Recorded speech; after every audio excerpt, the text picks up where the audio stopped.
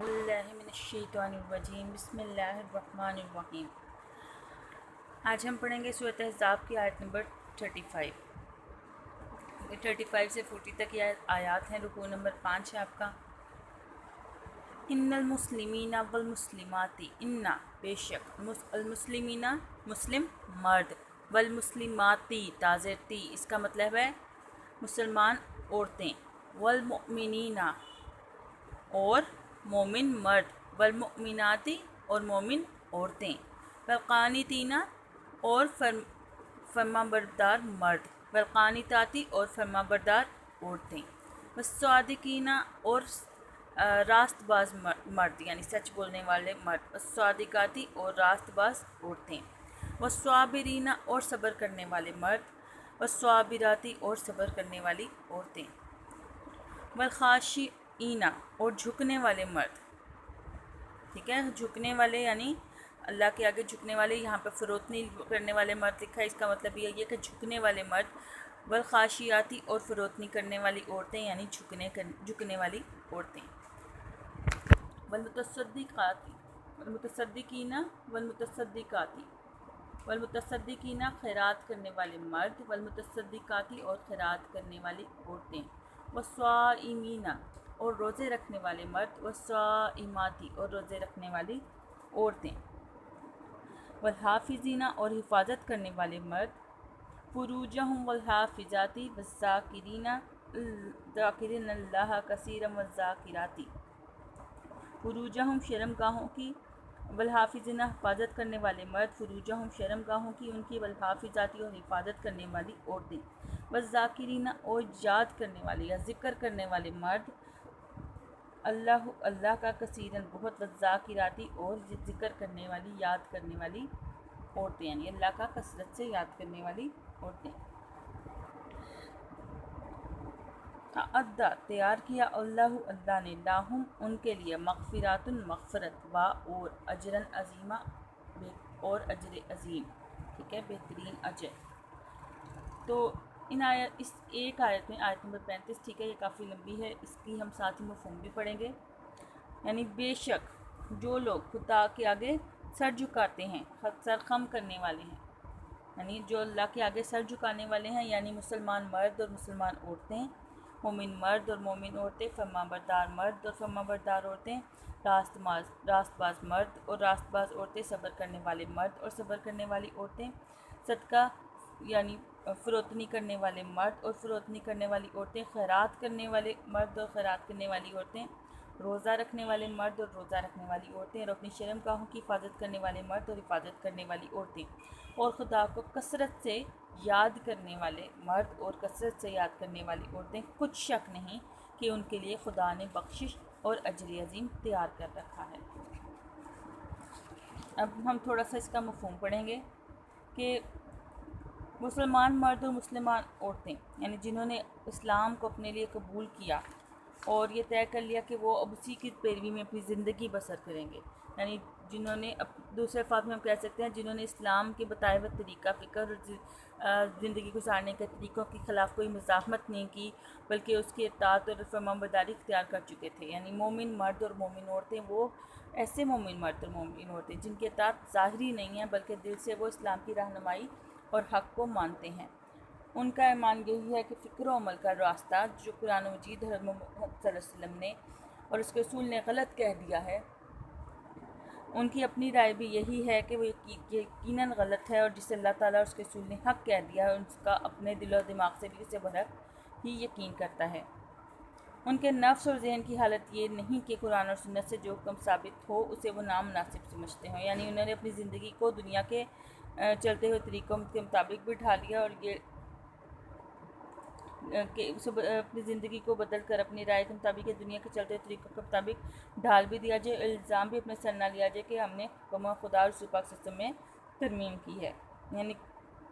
रसूल पाक सल्लल्लाहु अलैहि वसल्लम ने भी इस मामले में इरशाद फरमाया कि तुम में से कोई शख्स उस वक्त तक मोमिन नहीं हो सकता जब तक उसकी ख्वाहिश नफ्स उस चीज़ के ताबे ना हो जाए जो मैं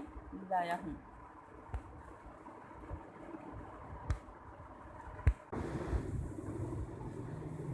इसके बाद आते हैं फरमाबरदार मर्द और फरमाबरदार औरतें,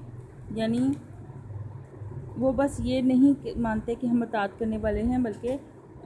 اس حق چیز کو حق مانتے ہیں، اور اللہ تعالیٰ نے جو حکم دیا ہے ان کی پیروی کرتے ہیں، اور جن باتوں سے منع فرمایا ہے ان سے رکتے ہیں،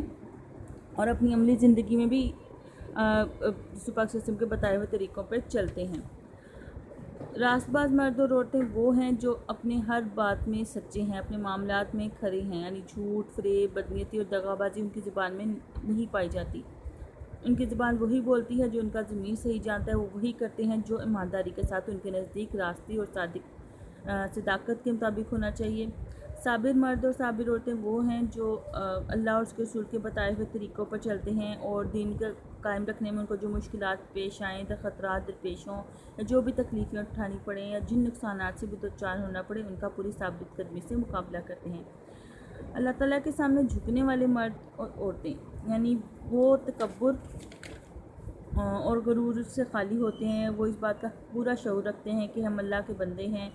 اور اس کے علاوہ ان کے دل اور جسم دونوں اللہ تعالیٰ کے آگے جھکے رہتے ہیں، ان پر خدا کا خوف ہمیشہ غالب رہتا ہے، اور اپنی بڑائی کے گھمنڈ میں مبتلا نہیں ہوتے۔ اب فروتنی صدقہ دینے والے مرد اور عورتیں وہ ہیں جو صرف زکوٰۃ کی ادا کرنا ہی فرض نہیں ہوتا، بلکہ عام خیرات بھی اس میں شامل ہے، یعنی وہ جو اللہ تعالیٰ کی راہ میں کھلے دل سے اپنا مال صرف کرتے ہیں، اللہ تعالیٰ کے بندوں کی مدد کرنے میں ہر طرح کی کوشش کرتے ہیں، یعنی کوئی یتیم ہے، کوئی بیمار ہے، کوئی مصیبت زدہ، کوئی معذور، کوئی غریب محتاج، ٹھیک ہے، تو یہ ان کی مدد کرتے ہیں، ان پر اپنا مال لٹانے میں بخل نہیں کرتے، کنجوسی نہیں کرتے۔ روزہ رکھنے والے مرد اور عورتیں میں صرف فرض روزے نہیں، جو نفلی روزے رکھتے ہیں وہ بھی شامل ہوتے ہیں۔ اب شرم گاہوں کی حفاظت کرنے والے مرد اور عورتوں میں ایسے لوگ آتے ہیں، دو طرح کے اس مفہوم ہیں، جو زنا سے پرہیز کرتے ہیں، دوسرے جو اب کہہ لیں کہ بے لباسی، مطلب جیسے آپ کہہ لیں کہ باریک لباس پہننا، چست لباس پہننا جس سے جسم سے لگتا ہو، تو اس طرح کے کام نہیں کرتے، ٹھیک ہے۔ کثرت سے اللہ تعالیٰ کو یاد کرنے والے مرد اور عورتوں میں ایسے لوگ شامل ہیں جن کی زبانوں پہ ہر وقت اور ہر زندگی میں کسی نہ کسی طرح اللہ تعالیٰ کا نام آتا رہتا ہے، ان کا دل شعور لاشعور اللہ تعالیٰ کا نام اس قدر ان کے دل میں گھر کر لیتا ہے کہ وہ اپنا ہر کام جائز اور اللہ تعالیٰ کا نام لیے بغیر، اپنے ہر کام میں اللہ تعالیٰ کا نام لیے بغیر نہیں رہ سکتے، یعنی اللہ تعالیٰ کو ہر طرح سے یاد کرتے ہیں، یعنی ان کی زبان پہ بسم اللہ ہوگا، ٹھیک ہے، آپ کو پتہ ہے ہر کام کرنے سے پہلے ویسے بھی بسم اللہ پڑھنا چاہیے، سبحان اللہ، الحمدللہ، انشاءاللہ، ماشاءاللہ، یہ الفاظ جو ہیں یہ ہماری زبان پر ہونے چاہیے، ٹھیک ہے، جو ہمیں کوئی چیز اچھی لگتی ہے تو ہم ماشاءاللہ کہتے ہیں، کوئی کام کو ہم کہتے ہیں کہ سر انجام دیں گے تو ہم اس کے لیے انشاءاللہ کہتے ہیں، ٹھیک ہے، یعنی اٹھتے بیٹھتے وہ اللہ تعالیٰ کو کثرت سے یاد کرتے ہیں اور ان کلمات کا ذکر کرتے رہتے ہیں۔ تو اس آیت میں بتایا گیا کہ اللہ تعالیٰ کے ہاں ان کی اصل قدر و قیمت کی حامل اسلام کی بنیادی اقدار ہیں۔ مرد اور عورتوں کے درمیان اسلام میں کوئی فرق نہیں ہے، اس عمل کے لحاظ سے تو بلا شبہ دونوں کا دائرہ کار الگ ہے، یعنی زندگی کا شعبوں میں مردوں کو کام کرنا پڑتا ہے، کچھ میں عورتوں کو، لیکن یہ اصاف جو ہیں، یعنی جو باتیں ہم نے بھی کی، سارے اصاف دونوں میں یکساں موجود ہوں تو اللہ کے ہاں ان کا رتبہ یکساں اور برابر ہوتا ہے، ٹھیک ہے۔ اس کے بعد اگلی آیت نمبر 36، وَمَا كَانَ لِمُؤْمِنٍ وَلَا مُؤْمِنَاتٍ، وَمَا اور نہیں، کانا ہے، لِمُؤْمِنٍ، لی کا مطلب ہے لیے، مومنن مومن مرد کے لیے، والا اور نہ، مؤمنات مومن عورتیں، اذا جب، قضا اللہ، قضا یعنی فیصلہ کر دے اللہ ورسولہ اور رسول اس کا، امراً معاملے میں، ان یکونا ان یہ کہ یکونا ہو، لاہم لیے ہم ان کے لیے، لاہم الخیرات اختیار، خیارات من سے، امرہم معاملہ ان کا، ومن یعص اللہ ورسولہ فقد ضل ضلالا مبینا، ومن اور جو یعصی نافرمانی کرتا ہے اللہ و رسولہ، اللہ اور اس کے رسول کی، فاقت پس تحقیق، ضل ضلالا مبینا گمراہ ہوگا، ضلالا گمراہی، مبینا صریح۔ اور کسی مومن مرد اور عورت کو حق نہیں کہ جب اللہ اور اس کا رسول کوئی امر مقرر کر دیں تو اس کام میں اپنا بھی کچھ اختیار سمجھے، اور جو کوئی اللہ اور اس کے رسول کی نافرمانی کرتا ہے تو وہ صریح گمراہی میں ہے، یعنی مکمل طور پر گمراہی میں ہے۔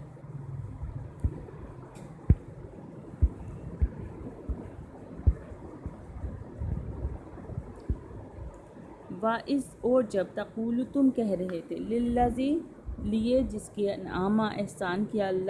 اللہ نے علیہ اس پر، وانعمت اور تم نے احسان کیا علیہ اس پر، امسک رکھو علیہ کا علا پر کا تم پر، زوجہ کا بیوی اپنی، واتق اللہ واتقی اور تقوی اختیار کرو اللہ، وتخفی اور تم چھپاتے ہو، فی میں نفسی کا دل یا نفس تمہارے میں، مَاللہ ما جس اللہ مبدیہ ظاہر کرنے والا ہے، وتخشی الناس اور تم ڈرتے ہو الناس لوگوں سے۔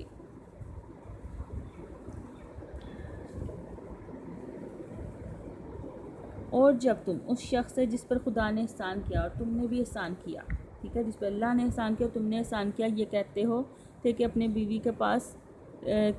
کو اپنے پاس رہنے دے اور خدا سے ڈر، اور تم اپنے دل میں دو بات پوشیدہ کرتے جس کو خدا ظاہر کرنے والا تھا، اور تم لوگوں سے ڈرتے تھے، حالانکہ خدا اس کا زیادہ مستحق ہے کہ اس سے ڈرو۔ واللہ اور اللہ احق اور زیادہ حقدار ہے، واللہ اور اللہ احق زیادہ حقدار ہے ان تخشوا کہ تم اس سے ڈرو، ٹھیک ہے، کہ اللہ اس سے، حالانکہ اللہ اس کا زیادہ مستحق ہے کہ اس سے ڈرو۔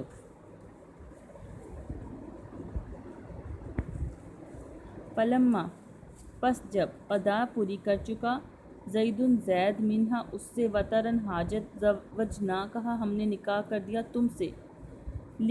تاکہ لا یکون نہ رہے علا پر المومنین مومنوں پر، حرجن تنگی، فی میں ازواجی بیویوں میں، ادعیائہم منہ بولے بیٹے کی، اذا جب قضوا منہن وطرا قضوا پوری کر چکے، منہن ان سے، وطرن حاجت، وکان امر اللہ مفعولا اور تھا حکم اللہ کا مفعولاً کیا جاتا۔ پھر جب زید نے اس سے کوئی حاجت متعلق نہ رکھی، یعنی اس کو طلاق دے دی، ٹھیک ہے، تو ہم نے تم سے اس کا نکاح کر دیا تاکہ مومنوں کے لیے ان کے منہ بولے بیٹوں کی بیویوں کے ساتھ نکاح کرنے کے بارے میں جب وہ ان سے اپنی حاجت متعلق نہ رکھیں، یعنی طلاق دے دیں، کچھ تنگی نہ رہے، اور خدا کا حکم واقع ہو کر رہنے والا تھا۔ کیا آج ہم نے اتنا ہی پڑھنا ہے؟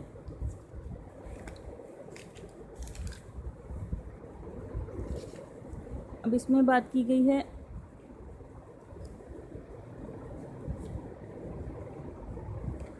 سب سے پہلے تو ہم نے سیکنڈ آیت کی بات کرتے ہیں۔ اس میں یہ آیت اس وقت نازل ہوئی جب حضور پاک صلی اللہ علیہ وسلم نے اپنی پھوپھی امیمہ کی زادی اپنے جد امجد حضرت عبدالمطلب کی نواسی، حضرت خاندان بن ہاشم کی معزز خاتون حضرت زینب بنت حجش کو اپنے آزاد کردہ غلام کے ساتھ شادی کا پیغام بھیجا، اور ان کے بھائی عبداللہ نے اس کو قبول کرنے سے انکار کر دیا، تو اللہ کی طرف سے حضرت جبرائیل علیہ السلام یہ آیت لے کر حاضر ہوئے کہ کسی مومن مرد اور عورت کو اس بات کی اجازت نہیں کہ جب اللہ تعالیٰ اور اس کے رسول کو یہ حکم دے تو وہ اپنا کچھ اختیار سمجھے، ٹھیک ہے۔ یہ اس آیت کا مطلب ہے کہ جب اللہ تعالیٰ کوئی حکم دیتے ہیں تو کسی مومن مرد اور عورت کو اختیار نہیں کہ جب اللہ اور اس کے رسول کوئی کام کا امر مقرر کریں تو تم اس میں اپنا کوئی اختیار سمجھو۔ تو حضرت زینب رضی اللہ عنہ نے حضرت زید سے نکاح کرنے پر اپنی رضامندی کا اظہار کیا، چنانچہ رسول پاک صلی اللہ علیہ وسلم نے خود ان کا نکاح حضرت زید سے پڑھایا۔ تو اہل ایمان کا بھی یہی طرز عمل ہونا چاہیے کہ کسی مسلمان فرد، حکومت یا اسلام کے مقرر کیے ہوئے کسی کمیشن اور قانون ساز ادارے کو بھی اس امر کا اختیار نہیں کہ وہ اللہ تعالیٰ اور اس کے رسول کے بتائے ہوئے ارشادات کو نظر انداز کرے اور کوئی نئی راہ تجویز کرے، ٹھیک ہے۔ اس کے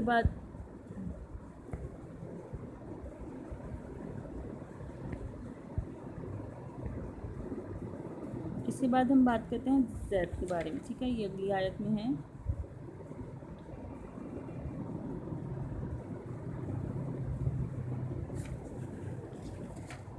حضرت زید جو تھے حضور پاک صلی اللہ علیہ وسلم کے غلام تھے، ٹھیک ہے، آزاد کیے ہوئے غلام تھے۔ زید کے باپ اور چچا جب انہیں ڈھونڈتے ہوئے بارگاہ رسالت میں آپ پہنچے اور اپنا بیٹا واپس لینے کا مطالبہ کیا تو اس وقت نے فرمایا زید سے پوچھو، اگر وہ تمہارے ساتھ جانے پر رضامند ہوتا ہے تو اپنے ساتھ لے جاؤ، میں کوئی پیسہ نہیں لوں گا۔ جب زید سے پوچھا گیا تو آپ نے جواب دیا، میں ایسے پاکیزہ مال والے شخص کا ساتھ چھوڑ کر نہیں جا سکتا۔ ان کے باپ نے بھی یہ فیصلہ خوشی سے قبول کیا اور حضور پاک صلی اللہ علیہ وسلم نے اس وقت حضرت زید کو آزاد کر دیا. حضرت زید کی عمر اس وقت 15 سال تھی. آپ صلی اللہ علیہ وسلم نے انہیں اپنا متبنہ بنا لیا. ٹھیک ہے, متبنہ ورڈ آپ نے یاد رکھنا ہے, اس کا مطلب ہے منہ بولا ہے, بیٹا بنا لیا. ٹھیک ہے,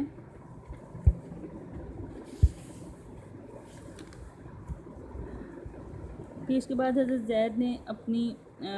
پھوپھی امیمہ کی صاحبزادی حضرت زینب کا جو ہے رشتہ حضرت زید کے لیے مانگا, تو حضرت ان کے بھائی نے انہوں نے انکار کیا. پھر جو اللہ تعالیٰ کی طرف سے حضرت جبرائیل علیہ السلام یہ آیت لے کر ظاہر ہوئے کہ نہ کسی مومن مرد کو پہنچتا ہے نہ کسی مومن عورت کو کہ جب فیصلہ فرما دیا جائے اللہ اور اس کے رسول کا, تو کسی معاملے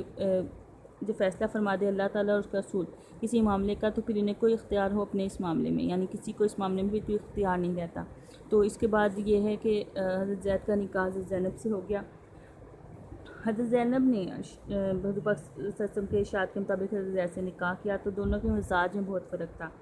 یہ نکاح اللہ تعالیٰ اور اس کے رسول کے حکم سے ہوا تھا. تو تسلیم و رضا کے پیکر رضائی الہی رضائی نبی کے چاہنے والے, یعنی حضرت زینب حضرت زید نے ایک دوسرے سے نباہ کی کوشش کی. جب کوشش کے باوجود بھی نباہ میں مشکل آئی تو حضرت زید حضور پاک صلی اللہ علیہ وسلم کے دربار میں ظاہر ہوئے, حضرت زینب سے علیحدگی کی اجازت چاہی. حضور پاک صلی اللہ علیہ وسلم کو حضرت زید کے اس ارادے سے تشویش ہوئی. حضرت زید سے فرمایا اس معاملے میں اللہ سے ڈرو. ٹھیک ہے, تو اس معاملے میں اللہ سے ڈرو, یہ اگلی آیت کا ہم ترجمہ پڑھیں. اس معاملے میں اللہ سے ڈرو. تو حضرت پاک صلی اللہ علیہ وسلم نے حضرت زید کو مزید صبر کرنے انتظار کرنے کا حکم دیا, اور اللہ تعالیٰ اور اس کے رسول اس معاملے کے تمام پہلوؤں سے اچھی طرح آگاہ تھے اور نزول وحی کا انتظار تھا. ٹھیک ہے, حضرت پاک صلی اللہ علیہ وسلم کفار کی تانہ زنی روکنا چاہتے تھے, اور وہ میں رواج تھا کہ جسے متبنہ بنا لیتے تھے اسے حقیقی بیٹے جیسے حقوق دیتے تھے, اور متبنہ کی متعلقہ سے شادی کرنا حرام سمجھتے تھے. اس لیے آپ صلی اللہ علیہ وسلم اس مسئلے کا ایسا حل چاہتے تھے کہ کفار جو ہے وہ بھی لعنت مطلب طعن و تشنیع بھی نہ کر سکیں, اور ہمیشہ کے لیے کفار کی اس غلط سوچ کا بھی حل نکل آئے. اس پر اللہ تعالیٰ نے آپ صلی اللہ علیہ وسلم اس لیے اللہ تعالیٰ نے فرمایا آپ صلی اللہ علیہ وسلم اللہ تعالیٰ سے ڈرنے والے اور راضی کرنے والے عظیم الشان پیغمبر ہیں. تو اللہ تعالیٰ نے اپنی حکمت کاملہ سے اس مسئلے کا حل نکال دیا. آخرکار حضرت زید نے اپنی طلاق دینے کی خواہش پوری کی, تو حضرت پاک صلی اللہ علیہ وسلم نے حضرت زینب سے نکاح کر کے پرانی رسمیں جو تھیں ان کو ختم کریا کہ متبنہ یعنی منہ بولا بیٹا جو ہے اس کی متعلقہ سے شادی نہیں ہو سکتی. اس رسم کو انہوں نے ختم کیا کہ متبنہ کو حقیقی بیٹی کی طرح سمجھا جاتا تھا. متبرہ رکھنے والا جو تھا اگر لاول مرتا تھا تو متبنہ یعنی جو لے پالک یعنی بیٹا ہوتا تھا, منہ بولا بیٹا, اس کو ہی جائیداد کا وارث بنتا تھا. اس طرح باقی رشتہ داروں کی حق تلفی ہوتی تھی, قریبی رشتہ دار بھائی اور بھتیجے محروم رہ جاتے تھے. حضور پاک صلی اللہ علیہ وسلم نے اس جاہلانہ رسم کا خاتمہ کیا.